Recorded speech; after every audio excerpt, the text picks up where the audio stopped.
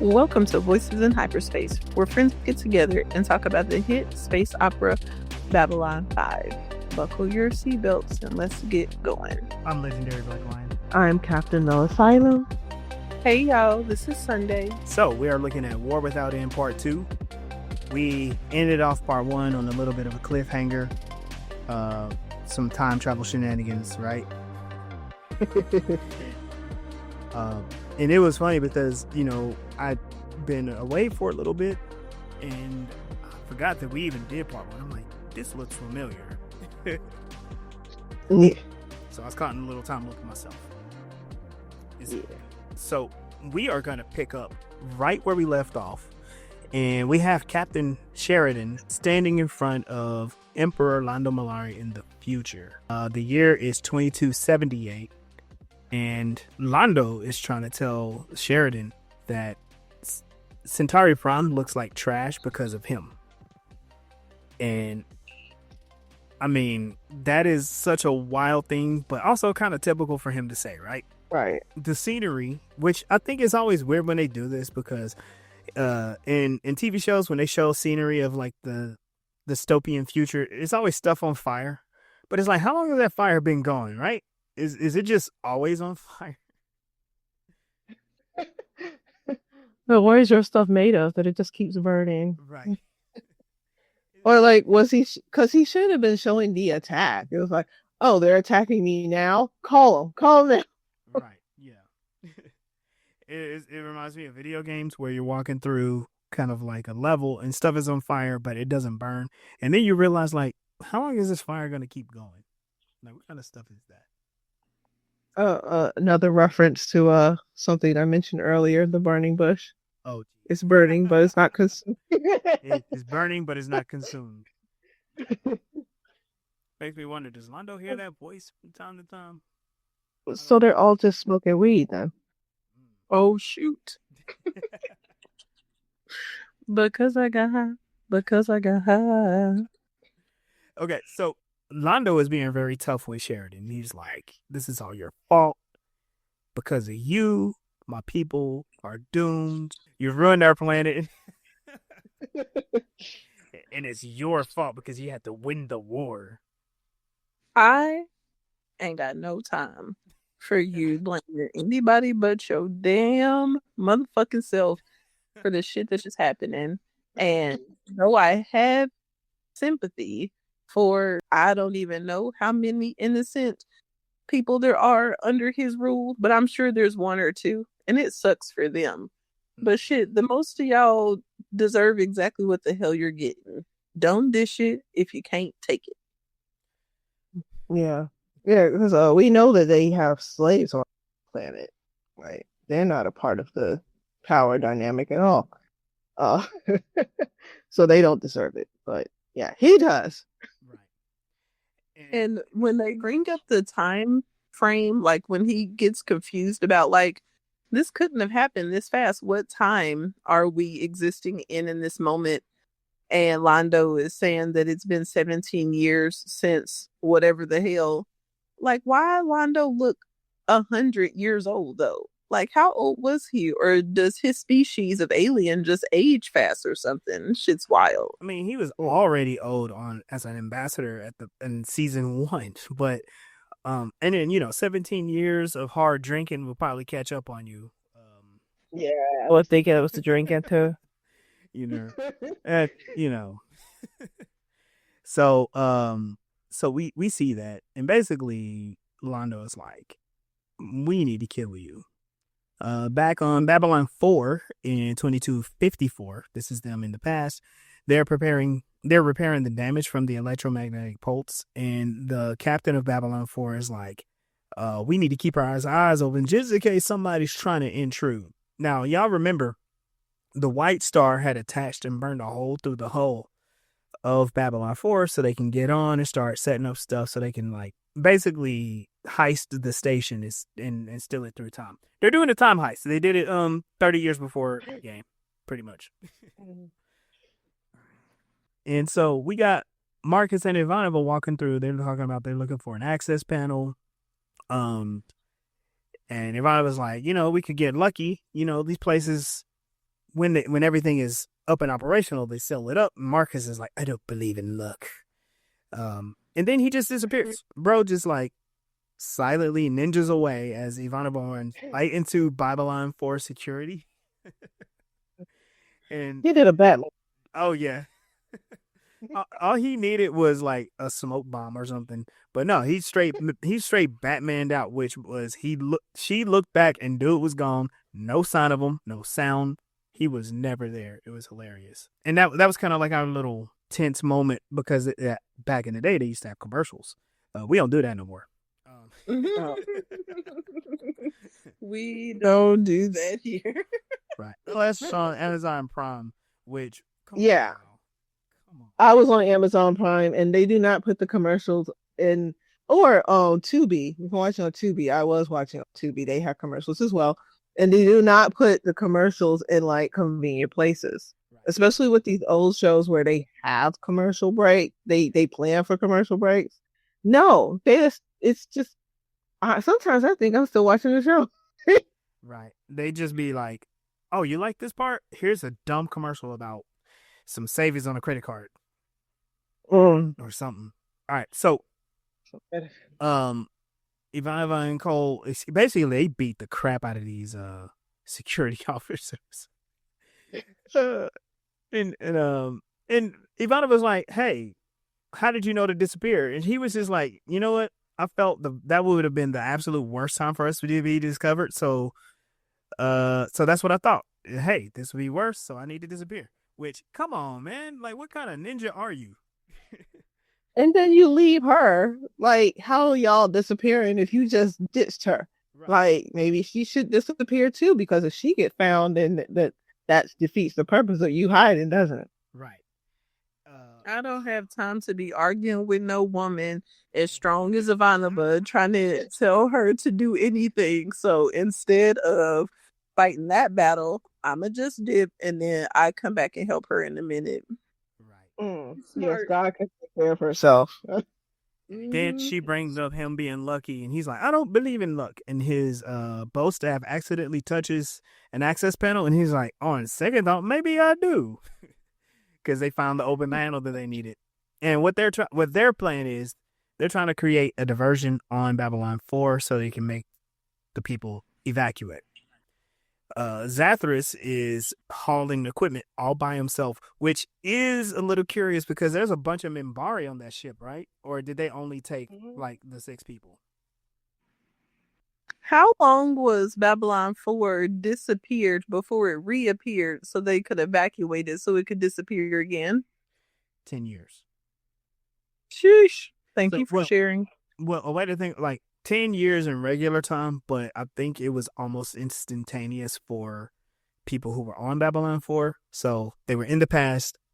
They had basically a power surge and a pulse to take it to the future.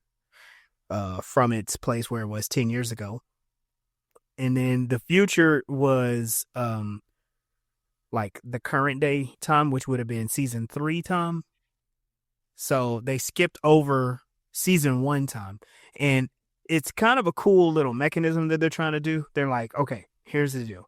We need to come in and take it as clean and easy as possible. Remember, they have draw flooding that area with tachyons to kind of help weaken whatever barrier there is to make the time distortion stronger. And this stuff is unstable. So everybody has like a little bit of a mission to go on to try to help steal this station. Like, honestly, this makes me wish that this was like a movie type thing where they could have been like really done the heist. But I think they did pretty good. So Zathras is loading up all the equipment by himself, and then he looks up and he sees that Sheridan, who had disappeared in the last episode, he appears in the hallway behind him, and he looks in pain. He's phasing through time, and then he disappears. Sinclair and Delin, they plan to clear out the station, so they try to figure out, like, okay, this is a good spot. We need to get to work, but we got to clear that area, which means I think she's going to set off, like, some alarms to make people leave. And while that's about to go on, Delin, she's like feeling a strange feeling, and she explains to Sinclair, like, it's almost like somebody just walked over my grave. And so we see that Sheridan is thrown in time, and he meets a future Delenn in 2278, which he's like, I don't even know where he is. He's like in a cell or something. And yes, had been captured by Londo. Londo talking big schmack about the next time I see you. You worried about how many minutes and hours it's been. It's your last minutes, my boy.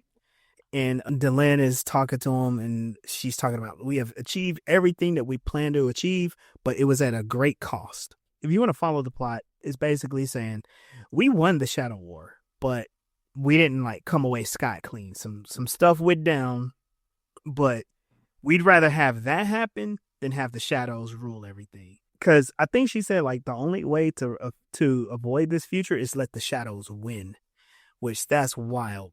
So this is what the future looks like when the shadows lose. Everything is burning. Well, pretty much only on Centauri Prime. They didn't show us Earth or nowhere else that was fucked up. Yeah.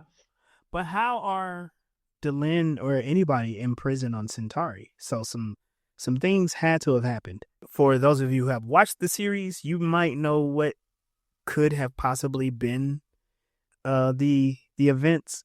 But I'm going to just let that hang out as we speculate. Hit me in the dark, don't ever tell me shit.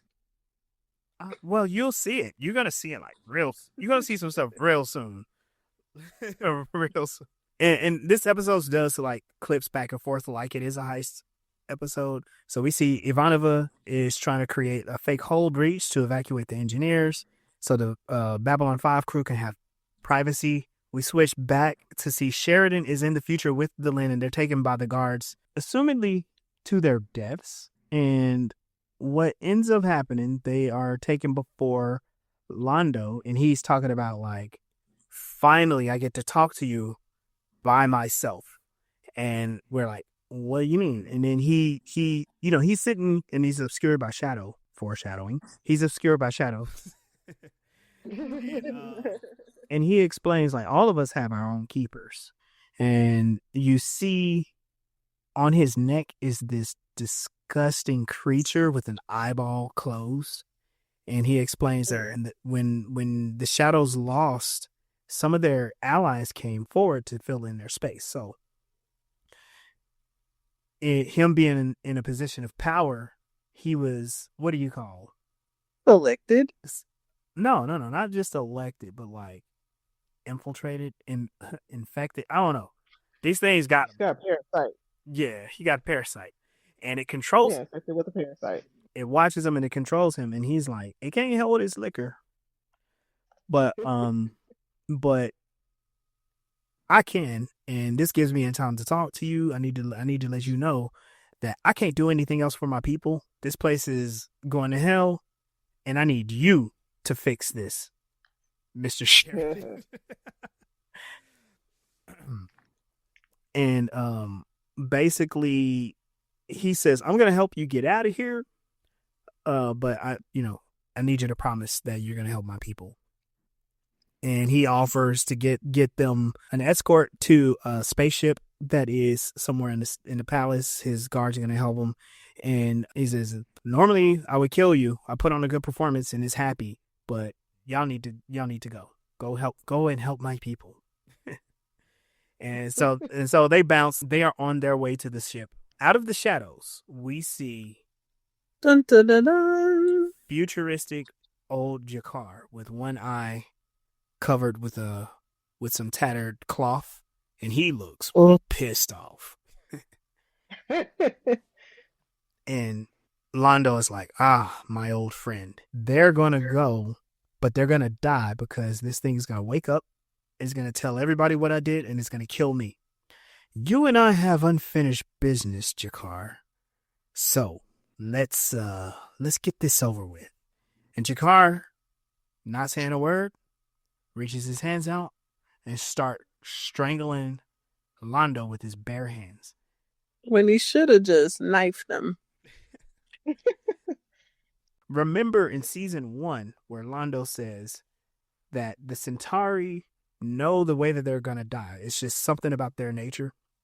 And he's seen himself dying at the hands of Jakar.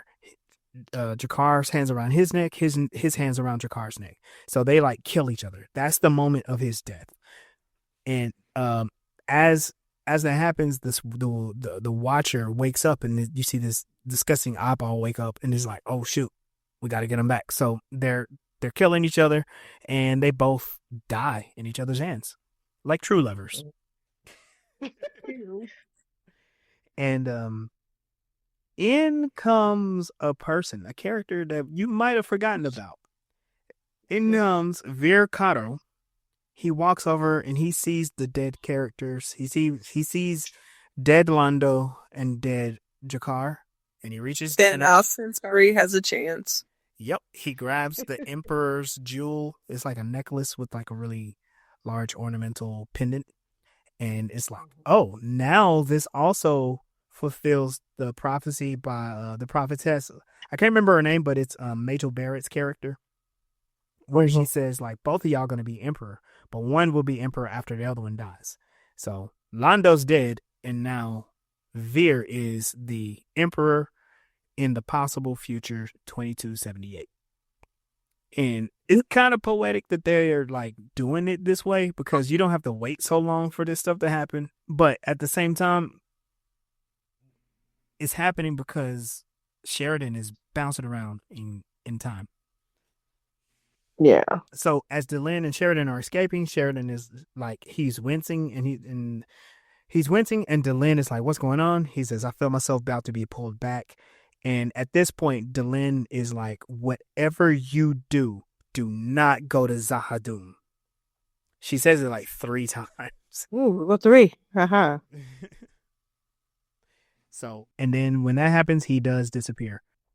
Back on the ship, Zathras has fixed the suit and he has created he has attached a time stabilizer to it, and he allows the suit's energy to run it. And all they have to do is wait for Sheridan to reappear, which I do have questions about that. But if he keeps going back to the same spot, so like maybe that works. I don't know. Ivanova and Marcus as they're working, they're having a really cool discussion that also hints at some foreshadowing, which is they're talking about Ivanova says, "Hey, we got to take this thing back to 1,000 years ago. That's around the time that Valen appeared. Maybe we'll find him. Maybe we'll get to talk to him."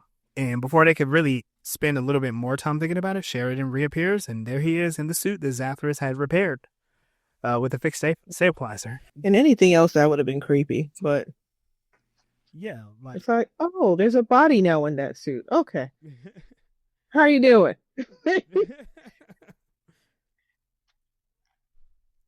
Everything is moving really, really fast, because it's like, here's all this jumping back and forth in time. What is going on? Don't worry about it. I'm good. And it's like, I don't know how I would feel if I had like been thrust back and forth in the future and the past and had to like sit with those thoughts. That probably would have scrambled me up a little bit. Yeah. Kind of like Kindred. Yeah. Did you watch that? No, I've only read the book. Okay. TV show is not so great to me, but it does some interesting stuff though. But yeah, it's very much like this. It's like jumping back and forth through the present and the past. Yeah. So Sheridan asks for Sinclair, and Delenn finds Sheridan. And Sheridan and Sinclair, they're planning to go into Babylon 4's central power core because they're going to fake an overload. Back on the White Star, Zathras is talking about telling Ivanova, like, "Hey, the time stabilization system is very fragile, so we got to be careful, right?" Ivanova, she creates the fake fusion overload, which is really weird how it goes, because what they do is they fake the overload. B4's CNC notices a 20% drop in the power core, and this idiot's idea is like, oh, 20% drop. Why don't we crank it up 20%? Nothing will go wrong with that. And immediately it interferes with the stabilization system and it throws B4 to the past, to the time of season 1. Was that 2258, 2256? I've kind of forgot. Seasons they got pushed back to season 1. Yeah, they ended up rewinding back into season 1.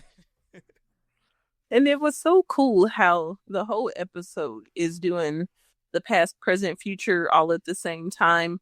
And I'm very curious, like, how far in advance do they plan this to have happened?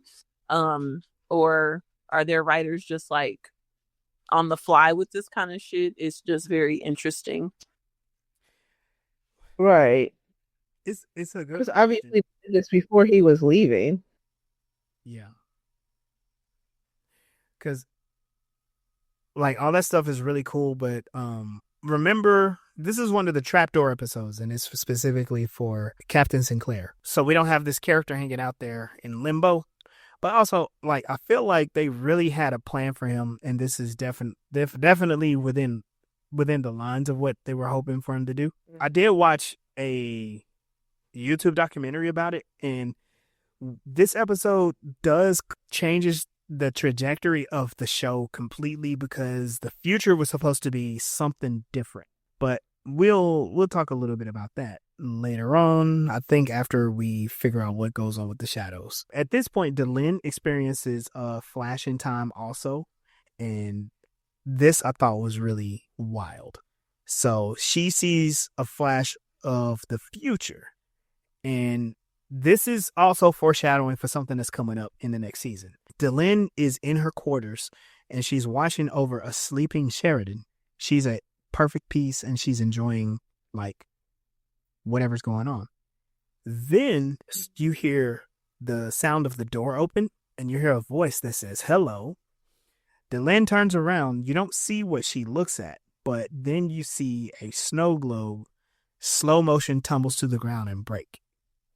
And then she snaps out of it. She comes out of that vision. And I'm like, hello. Foreshadowing.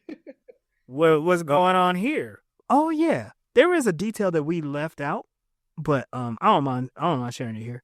When Sheridan was talking to Delenn in the past, she revealed that they had a son. Yeah. And he's like, wait a minute. I'm not the one you think I am. Yeah.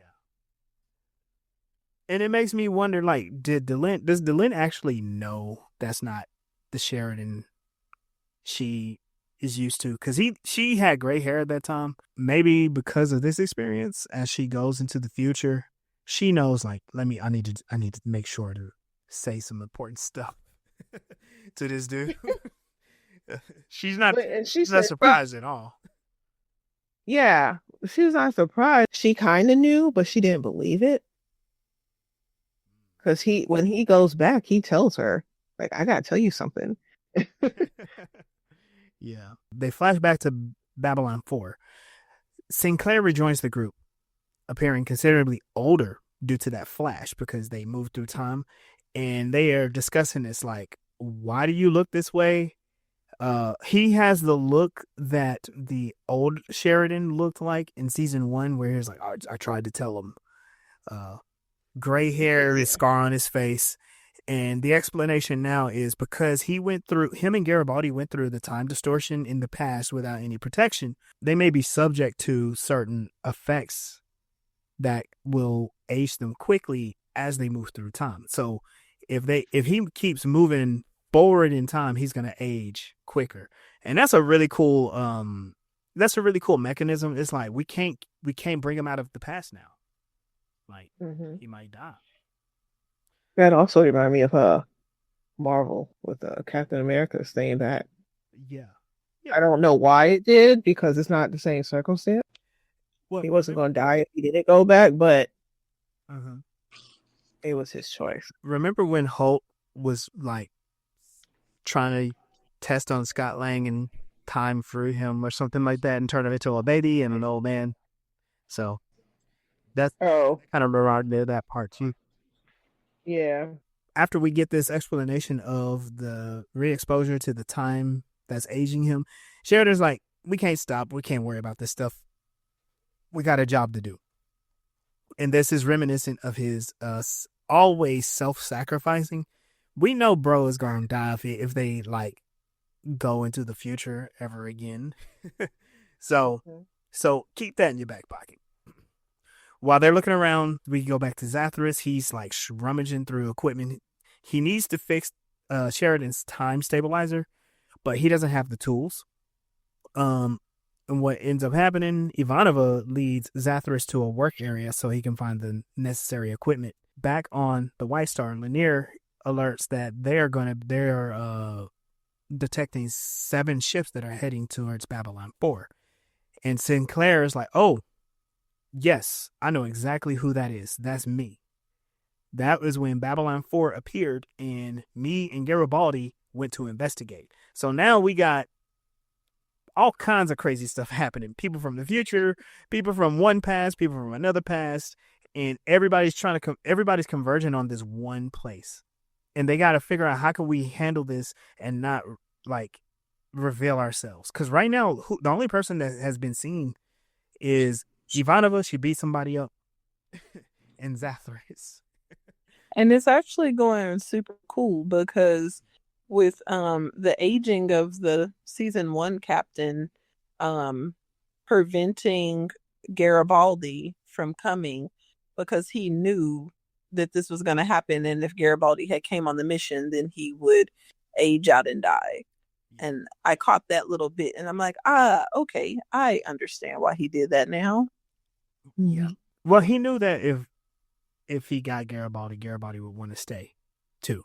So there's multiple levels in that reasoning. So Ivanova walks away, and then Zathras is apprehended by station security, which, man, Babylon 4 station just seems so incompetent. But it's only because they're barely missing everybody, right?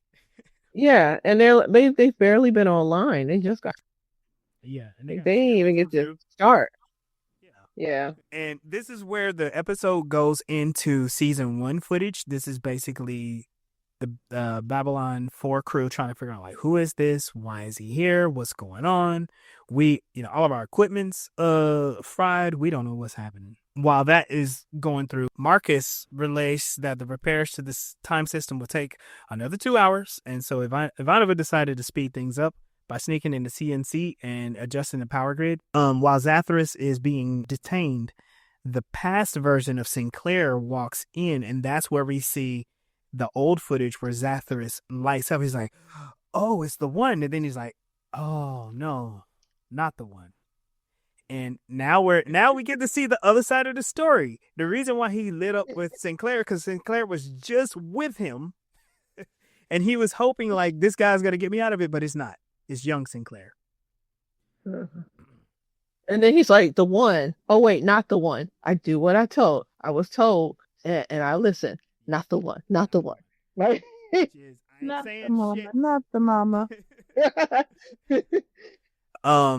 Back on CNC, Ivanova adjusts the power grid, and Zathras is talking about the major mission of Babylon 4 that they needed to take it through the time. This part I thought was pretty interesting because that version of Zathras sounds so confident and full of conviction compared to future Zathras that's like, oh, woe is me. Nobody ever listens to me. I do what I'm told. Very sad life. Probably die sad death. That sounds very much like him, babe. Good job. Zathras is an interesting character, not just because he's like this weird alien that can do stuff that other people can't, but it feels out of place with everyone else, so much so because he's socially inadequate, but as far as like tech and knowledge and stuff, he's capable. He's very capable. Like, he's like, oh yeah, I can fix this. I just need tools. He understands everything, but when it comes to his language skills, he kind of sucks. And I wonder if that's like because of his race or culture or how his brain works, or because he's been living underground for so long with like one other person. But there's supposed to be other people there, I think. But for the most part, what we see is that it's just the two of them. It also could be the start of something, or or maybe a repeat of a trend that really caught on in the early 2000s. Remember in Firefly, Summer Glau's character, well, shoot, what was her name? She's like the quirk character. River? Yeah, she's River, and she doesn't talk like a normal person. She speaks in disjointed sentences, and stuff has like deeper meaning and stuff, but it's because she sees the world differently. And so, like, for some reason, sci-fi needed that weirdo character, and that's what Zathras is. Yeah. I'm wondering, because I haven't watched a lot of the other shows, like, oh shoot, what are the other space opera shows? There was Stargate, Andromeda, and what's the other one? I want to say Battlestar Galactica. I don't know why I want to say that. Is that a game or a show? It is a show. No. It is a show. The weirdo character was it started with a B, Bakazar or something. Probably. I didn't get into Battlestar Galactica. Like, I watched a little bit. It was too much as a soap opera. Yeah. It is. It is. We'll probably have to do a side mission to talk about it. It's always that character, like especially in Star Trek. Star Trek does where there's the character to contrast the humans in order to help you further define what the humans are like. Mm-hmm. So, like with Next Generation would have been Data. Obviously, original series would have been Spock. Stargate would probably be Tilk. What else did we say? We said Andromeda. There's a couple of aliens on there. There's Red Dwarf. Red Dwarf. Oh my god. Yeah.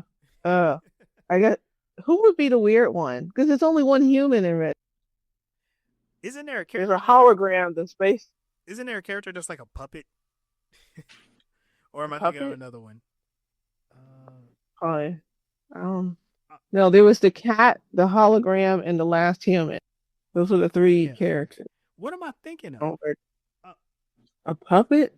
There's a show with a character that's a puppet, and then there's a lady whose skin is like pure white, and another lady whose skin is like blue. Oh God, it's on the tip of my tongue. Didn't it start with an A too? And it had the girl from Stargate on it. Is that SG1? Is that not Andromeda? No. Dang. All right, we're gonna have to look this up. I'm gonna find it. Yeah, we'll find it. So, going back to the show, so all this stuff is happening. Ivanova finishes rerouting the controls and getting everything set up for the actual trip for Babylon 4. Wow, all those fours. Sinclair orders everyone to go hurry up and get on the White Star. He says he's going to start the system up and he'll rejoin later. And this is a great time for Marcus to be like, hold on. I know what you're doing. You've been keeping us moving so fast we haven't been able to think. But I think I know what you're doing. You can't come back with us.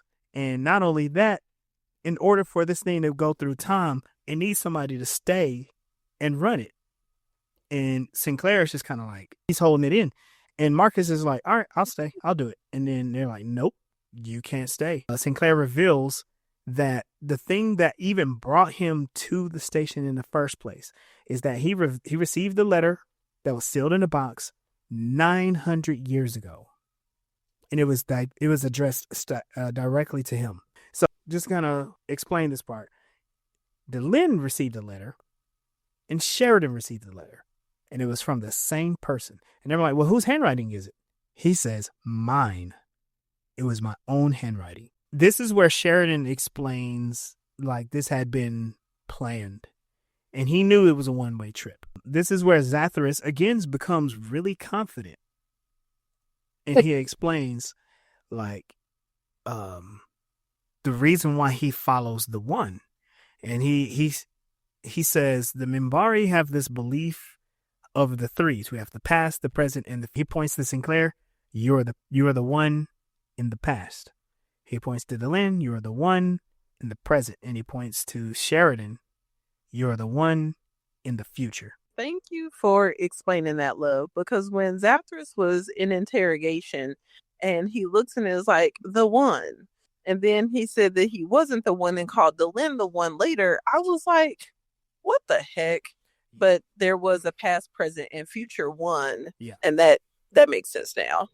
This might go into what I was saying about the way that Zathras sees things too. So to him, it probably all makes perfect sense, but he can't properly explain it to humans.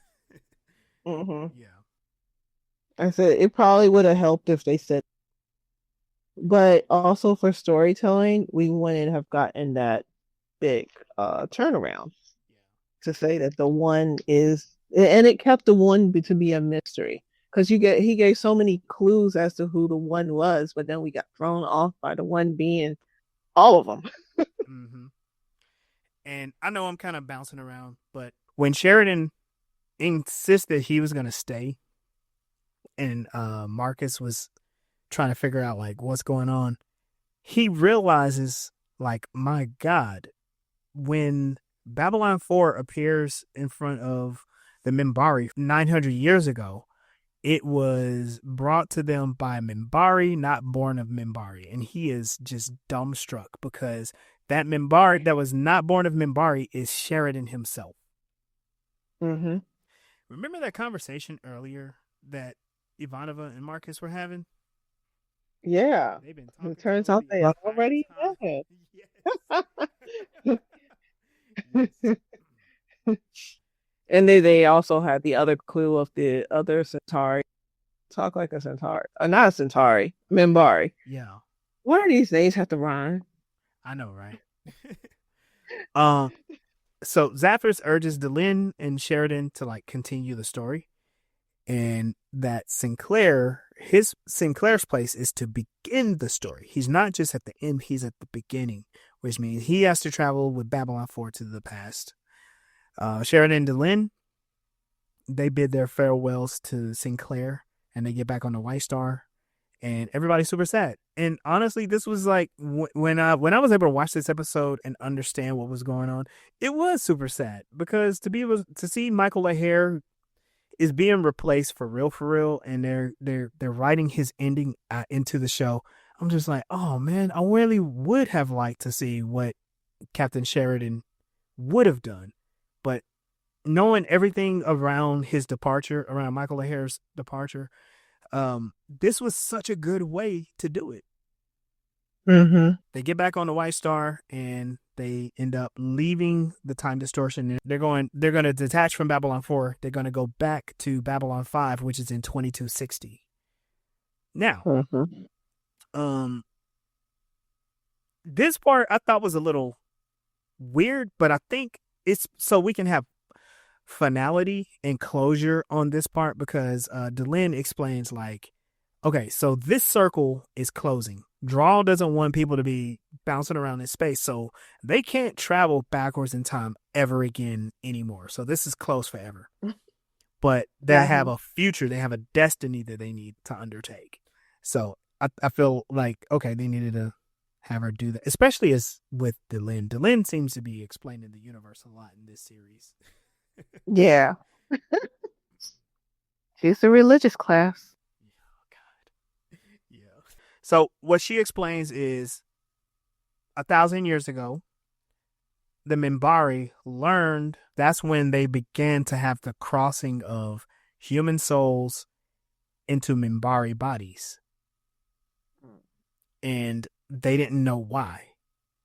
But now they know why. As she's explaining this, you see Captain Sinclair, he's assembling the chrysalis device on Babylon 4 and all of the past hints that you saw. One was the soul eater or whatever. No, the soul keeper, the guy with the crystal in his head that kept the souls in the little marbles or whatever. Skull, yeah, stealer. The soul stealer.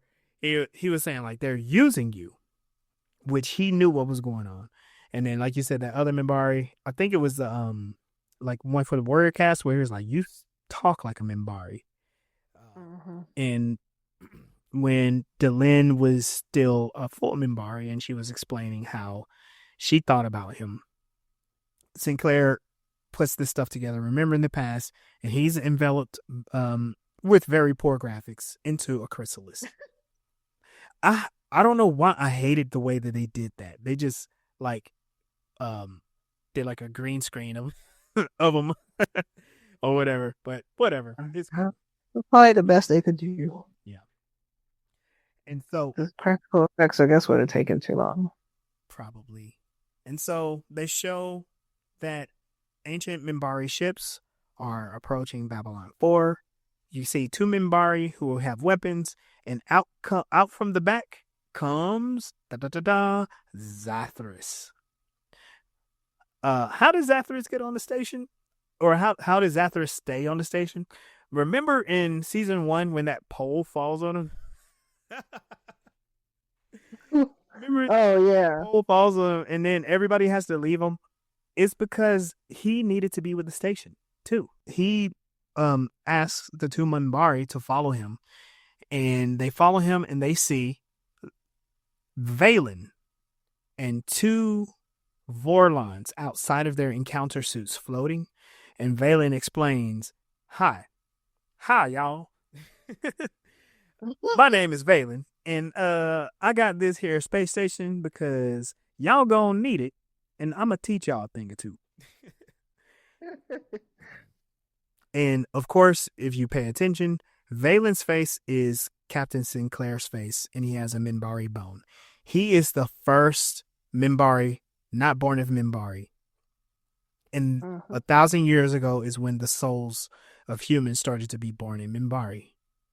And also remember, they were trying to figure out, like, why are Minbari souls are being born somewhere else. Where is that? They don't know. Really interesting. And well, yeah, their souls were dwindling. Yeah. And Valen explains, like, they have much work ahead of them, which is the Shadow War 1,000 years ago. And we wrap up the show with that revelation. I think that it was so wonderful how, like, they pulled that together, because a lot of times when you have an ancient species that, you know, had a god or a deity and don't nobody know the hell they came from or what they did, this has an explanation, and it's like, this is great. That makes perfect sense. Yeah, they do a good job.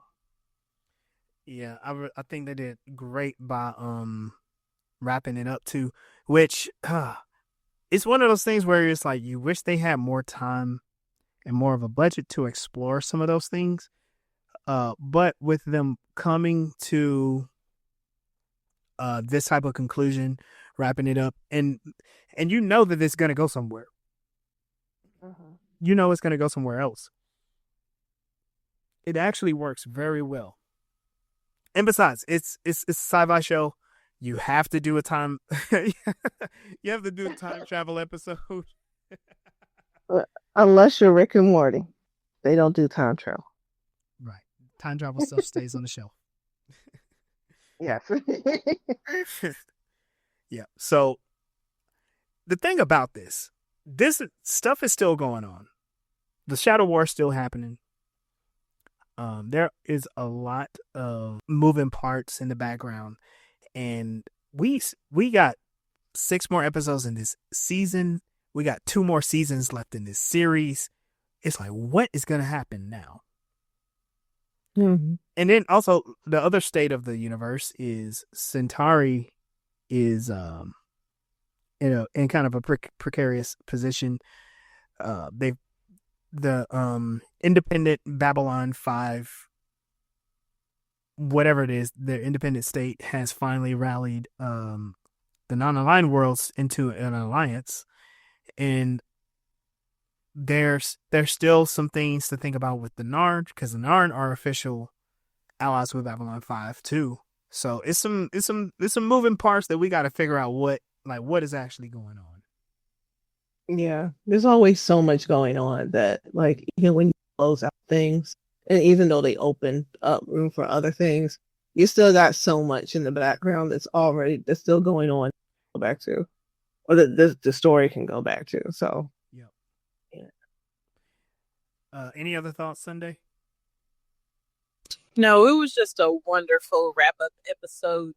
I think the writing in this show is so good. A lot of the sci-fi epics from this time, if I recall, all kind of felt like every new episode was like its own beginning, middle, and end. Oh yeah. It never had like such a thread that ran through not only one season, but like 3, 4, 5 seasons in a row, more like they do now. Um, with Star Trek Discovery, that is just one continuous thing. Mm-hmm. And it didn't have like random filler episodes for the most part, you know. This is going really good. I am impressed with the storytelling from the 90s.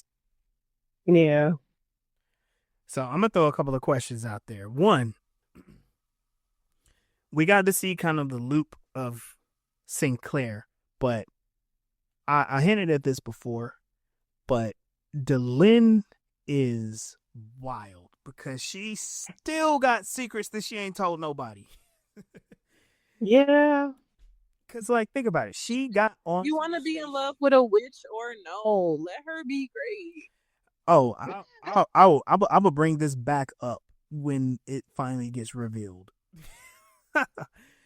Because remember, I kept saying like, oh, she's shady in season 1. She's shady, and it turns out the reason why she went to Babylon 5 was to figure out like what was actually going on with Minbari souls being born in humans. And then she's like acting shady, and she's like, I'm gonna turn myself into a half Minbari and a half human so we can like bridge the gap, so we can restore balance. And then she's acting shady. She's like, well, I got a message from 900 years ago that I need to go on this trip with y'all. I question about that. The crystal tower Jenga set that was used to turn season 1 captain into part Minbari. Mm-hmm. Where did that come from? Or was that like, was Delenn supposed to be on Babylon 4 and that was in her quarters? Or I don't know. Right. That's a good question. We don't know how it got to Babylon 4. We don't. That could be one of those things that's in a time loop too. Maybe it's the same one that Delenn used, and it was sent back to Minbari, and then Sheridan takes it to the past, and then because he used it, it's put away in the temple in Minbari, and then in the future, Delenn uses it. Does that make sense? It's like, yeah, that part makes sense. Yeah, because I know it was in the temple, but he uses it on Babylon 4. Yep. So does he get it from Delenn, or it could have been in the letter to Delenn? You're like, hey, remember the crystal thing you got? I need it. Like, this is a gift for you. Or maybe it was given to the religious caste, but like, we're going to give this to the one who's going to bring about balance. And then Delenn uses it thinking it's talking about her, but really it's talking about Sinclair. Or maybe, or maybe Sinclair knew that he was going back and took it with him, and just nobody knew he had it packed in his carry-on. That's true too. Maybe they just got all of them. I thought that was funny. Crystal Jenga set. It also doesn't explain the origin of it. That's a lot. Yeah. It has no beginning and no end. The Jenga set. Oh. You know what? I think no, but there's no evidence of this. But what is his name? Weird dude. Kosh? No, Zathras. He could have brought it in. Like that would fit into their technology, especially since they can see everything and know more, and he understood the dynamic between the three and people on that station that he lives on can see through time and everything. So maybe he brought it because he did bring a whole bunch of stuff with him. Yeah. Or better answer. It would help if I remember these people's names. The angel dudes. They made it. The Vorlons, yeah. Yeah. No, maybe because I mean, he appeared with some. That was the Vorlon technology. Yeah. Mm-hmm. They mess with genetic technology, since the ships are genetically connected to them, organically connected to them, and alive. And that seems within the realms of their technology. And it's all crystally and glowy. But then the Minbari's whole city is crystally and glowy. True. So maybe they'll get to it one day. Or maybe it doesn't. Maybe they're allowed to have a little hole stuff. They did so well cleaning up everything else, holes in the story. They did really well putting everything else together. They're a left slip. And it's not a bad slip either. Oh, and that other show is called Farscape. Farscape. Okay, that's. I don't know why I couldn't get that out of my head. Farscape. It wasn't as popular or long as the show. Probably. Was that on Sci-Fi also? The Sci-Fi Network? I don't know. I know some other podcasts they do. Yeah, I think it was. And I did watch it. Honestly, after you get past like a few episodes, when you get past some of the absurdity of the visuals, you get because the actors are great. The actors are great, and the story is great. And I have one DVD of a couple of episodes, and like every time I go back to watch it, because I'm like, oh, I like Farscape. It's oddly sexual for some reason. Oh yeah, I don't know. Maybe it's like hypersexual, but yeah. Yeah, not as bad as Lex though. But that show I thought of that show when I was writing my book because it's Plant Alien. Oh, okay. Yeah. The Green Girl is bald. Yeah, she's a plant being. Yeah, there aren't many plant aliens, so they kind of stand out. I think the closest in any other property is in Marvel, the Mole Man and his mole people. The mole people are like a fungus. Mm-hmm. They're like mushroom people. And interesting fact that a lot of people know, E.T. is a vegetable. Really? Yeah. I haven't watched it in a long time. I didn't know that. Well, no one really knows. Huh? The what? Groot's is a plant. Groot, yeah, Groot's a plant. Yeah, according to the comic book, he's branched from the world tree. Yeah. I didn't know that. Yeah. So those are guardians of the tree, and yeah, he's kind of a demigod. That he's a part of the thing that connects the universe, that connects universes. Yeah, no, not universe. I just learned something today. Yep. Okay. But theoretically, with Marvel on a long enough timeline, everybody becomes a god somehow. Sometimes it's lame, sometimes it's really cool. Like Storm, she's like the goddess of the elements, but she is now a principle of the universe known as the Eternal Storm, and she fights other cosmic entities. And I'm like, wow. I kind of thought I kind of felt like, I knew her as a god in the place because her character was based on Oya, Yoruba goddess. Yeah. Mm-hmm. So, yeah. And then her marrying Thor and that storyline that I've never seen before, but I know about. It's like, oh, they were the thunder couple, the thunder gods. Thor's like, I don't care. Thor is just a dork in the comic books, in the movies. He's so different from everybody else. Like, as far as their powers, they make sense, but their personality is like, why did y'all put together outside of giving Storm a Viking outfit? Yeah. All right. You just wanted to dress up Thor like a Viking. That's all you did. All right, let's get ourselves out of here. So, we got our next episode is going to be about the best human in the entire galaxy, Dr. Franklin, and we're going to learn some things, some wonderful things. So we're going to get a little bit more down and dirty and more human about this show, and I'm excited about it.